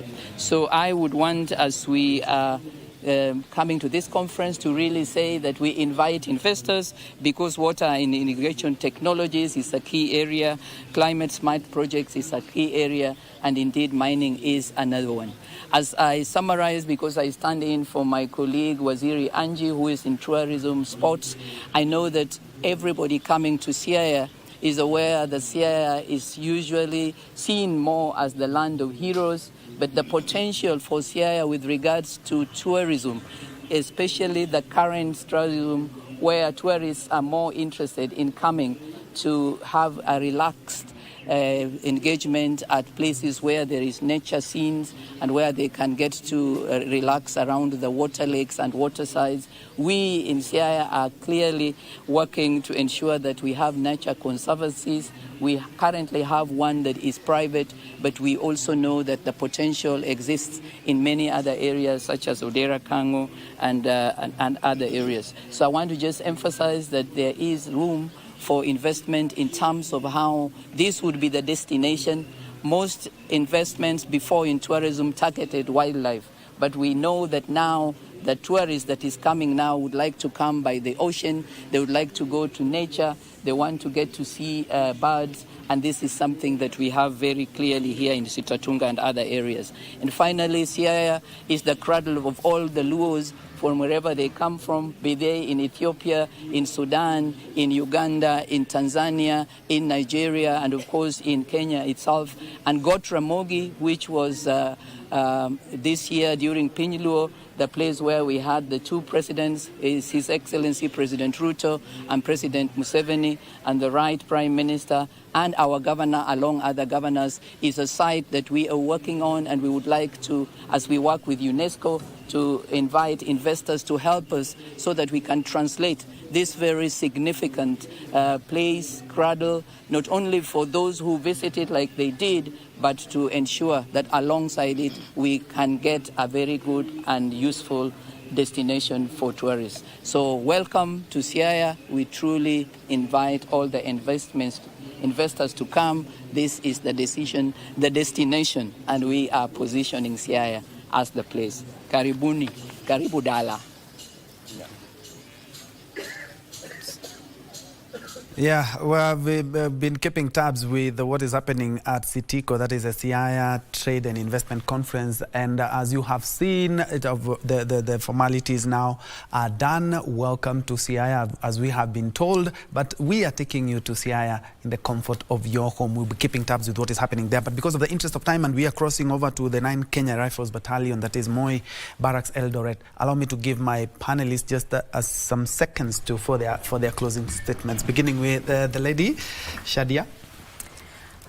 Thank you, Troy, for this opportunity. And my closing remarks would be, we need to involve the youth more in actively creating change by involving them in policies, supporting innovations that handle the different issues, and creating more safe environments for the youth to be able to come and engage together and actually relieve like stress and things like that. That would be my part. Thank you. Okay, thank you. Two quick things. I think we need to sustain the dialogue. We have had dialogue with around 7 universities in Kenya so far.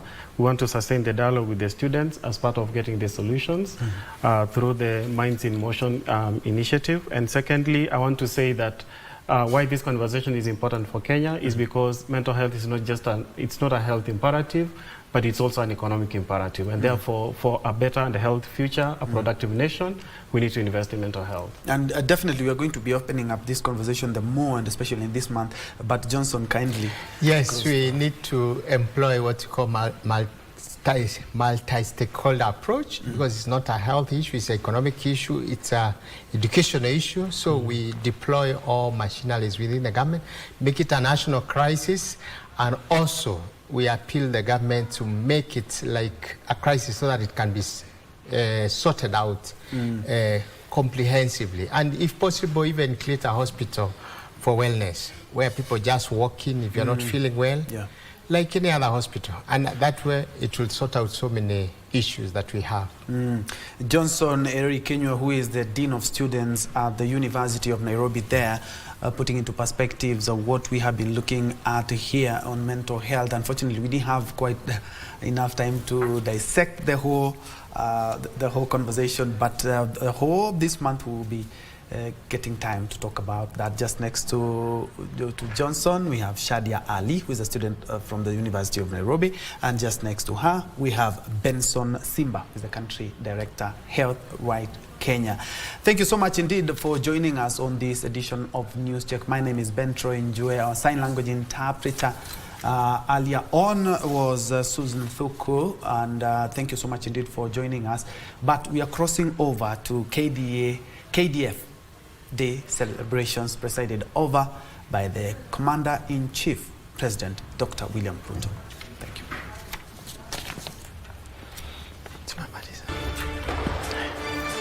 you.